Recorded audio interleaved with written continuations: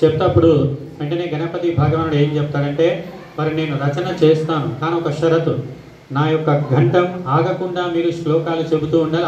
అట్లాగైతేనే నేను రాస్తా, కానీ నేను ఒక గంట సేపు ఆగి తర్వాత చెప్తా. అట్లయితే నేను ఒక పని ప్రారంభించాలంటే క్రమంగా కొనసాగుతూ ఉండాలి అని భగవంతుడి గణపతి భగవానుడు చెప్తాడు. చెప్తే మళ్ళీ ఆయన ఒక షరతు పెడతాడు, మీరు మంచిది, మీరు ఒక షరతును నాకు చెబుతున్నారు, నేను కూడా ఒక షరతు మీకు పెడుతున్నాను. ఏంటంటే చెప్పేటటువంటి విషయాన్ని అర్థం చేసుకొని రాయాలి.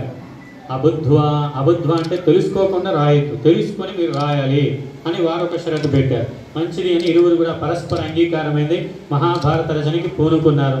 మరి 1,00,000 శ్లోకాలు చెబుతూ ఉండాలి. చెప్తూ ఉంటే మరి కొన్ని సందర్భాల్లో ఒక శ్లోకాన్ని గురించి వేదవ్యాస మహర్షికి ఆలోచించాల్సిన సమయం అవసరపడేది. ఎంత సమయం? క్షణకాలం. క్షణం అంటే ఎంత? చిటికేస్తే ఎంత కాలం అంత కాలం. అలాంటి సందర్భాల్లో గణపతి భగవానుడు ఆయన చెప్పగానే వేగంగా రాసేటటువంటి వారు.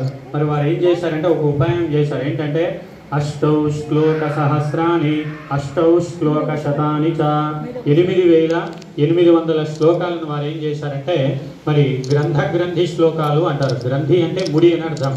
చిక్కుముళ్ళ లాంటి శ్లోకాలు 8,800 శ్లోకాలను ఆ 1,00,000 శ్లోకాలలో మధ్యలో అక్కడక్కడ చెప్పారు. చెప్పేసరికి దీని భావం ఏంటి అని వారు ఆలోచించేవారు. ఈ క్షణకాలంలో వారు ఏం చెప్పాలి, ఏం శ్లోకం అని వారు ఆలోచించుకొని వారు చెప్పేటటువంటి వారు. ఆ విధంగా ఇరువురి యొక్క సహకారాల చేత మనకేం అందింది అంటే పంచమ వేదము, జయము అనేటటువంటి ఇతిహాసము, మహాభారతమే దానికి ఇంకొక పేరు. అది మనకంతా కూడా అందించినటువంటి వారు గణపతి భగవానుడు. కాబట్టి ఈరోజు మనం చదివే విష్ణు సహస్రనామం కానీ, భగవద్గీత కానీ, మొదలైన శివ సహస్రనామం ఏవైనా సరే అన్ని మహాభారతంలో నుంచే ఆవిర్భవించాయి. వారంతా కూడా రాసి మనకంతా కూడా ఎంతో ఉపకారాన్ని కూడా చేయడం జరిగింది గణపతి భగవానుడు. అందుకే వారికి ఏమని పేరు వచ్చింది? ఏకదంతః. ఏకదంతః అంటే మీకు వివరణ ఇచ్చాను కదా. ఏకదంతః అనేటటువంటిది ఒక పేరు. తర్వాత హేరంబః. హేరంబః అంటే ఎప్పుడు కూడా రుద్రుని వద్దనే ఉండేటటువంటి వారు కాబట్టి హేరంబః అనేటటువంటి పేరుతో పిలవడం జరుగుతుంది.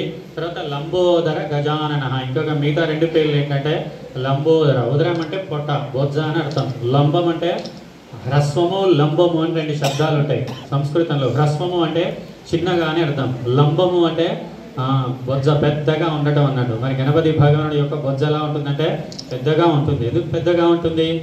ఎన్ని లోకాలలో, ఎన్ని దేశాలలో గణపతి భగవానుడిని పూజిస్తారు, ఆరాధిస్తారు. ఆరాధించే వారికి ఉండ్రాళ్ళు, కుడుములు మొదలైనటువంటి వివిధ నైవేద్యాలన్నీ కూడా భక్తి చేత, శ్రద్ధ చేత సమర్పిస్తూ ఉంటారు. సమర్పిస్తే వాటిని ఏం చేస్తారు? గణపతి భగవానుడు వారు స్వీకరిస్తారు. వారితో పాటు ఇంకా తన యొక్క వాహనమైనటువంటి ఎలుకకి కూడా వారు ఇస్తూ ఉంటారన్నాడు. కాబట్టి అంతమంది భక్తులు ఇచ్చే ప్రసాదాన్ని స్వీకరించాలి కాబట్టి వారి ఉదరం అనేది కాస్త పెద్దగా ఉంది. అందుకే లంబోదరః అని పిలవటం కూడా జరుగుతుంది. కాబట్టి లంబం ఉదరం యస్య సహ లంబోదరః అని ఆ శబ్దానికి వ్యుత్పత్తార్థం కూడా చెప్పడం జరిగింది. కాబట్టి భగవంతుడికి మన నైవేద్యాన్ని సమర్పించినప్పుడు కొంతమంది ప్రశ్నిస్తారు, భగవంతుడు తింటాడా? తినడు కదా. చూపులు వారికి, మేపులు మనకి అని అంటారు. చూపులేమో వారికి చూపిస్తాం, మేసేదెవరు? మేపులేమో మనకి అని అంటుంటారు. కానీ భగవంతుడు తీసుకుంటాడు. ఏ విధంగా తీసుకుంటాడు అంటే సార రూపంలో తీసుకుంటాడు. సారం అంటే దాంట్లో ఉన్నటువంటి సారాన్ని మరి వారి యొక్క మహిమ చేత దాన్ని స్వీకరిస్తారు. మీకు కావాలంటే ఒక ప్రయోగం చేయొచ్చు. భగవంతునికి నివేదన చేసినటువంటి ఆహారం 1 కిలో పులిహోర తీసుకోండి. భగవంతునికి నివేదన చేయకుండా వంటశాలలో తయారు చేసిన 1 కిలో పులిహోర తీసుకోండి. రెండింటిని ఒక త్రాసులో పెట్టండి. త్రాసులో పెడితే భగవంతునికి నివేదన చేసినటువంటి ఆహారము తక్కువగా ఉంటుంది. మొగ్గు అటువైపు చూపదు. ఎటువైపు మొగ్గు చూపుతుంది? తక్కడ అంటే ఏదైతే నివేదన చేయలేదు అటువైపు బరువు ఎక్కువ ఉంటుంది. అది ఎక్కువ అంటే కొంచెం ఎక్కువ ఉంటుంది. ఎందుకు అట్లా ఉంటుంది అంటే చక్షుష గృహ్యతే మహం. చక్షుష అంటే కళ్ళ చేత నా భక్తులు నాకు భక్తితో నివేదించినటువంటి ఆహారాన్ని నేను తీసుకుంటాను అని పరమాత్మ చెప్పాడు. కాబట్టి ఆహారాన్ని, నైవేద్యాన్ని కూడా భగవంతుడు స్వీకరిస్తాడు. అట్లా కొన్ని కోట్ల మంది ఇచ్చినటువంటి నైవేద్యాన్ని స్వీకరించినటువంటి కారణం చేత వారి ఉదరం ఎలాగైపోయిందంటే లంబం అయిపోయింది, పెద్దగా అయిపోయింది. అందుకే లంబోదరః అని చెప్పడం కూడా జరిగింది. తర్వాత ఇంకొక పేరు ఏం పేరంటే గజాననః.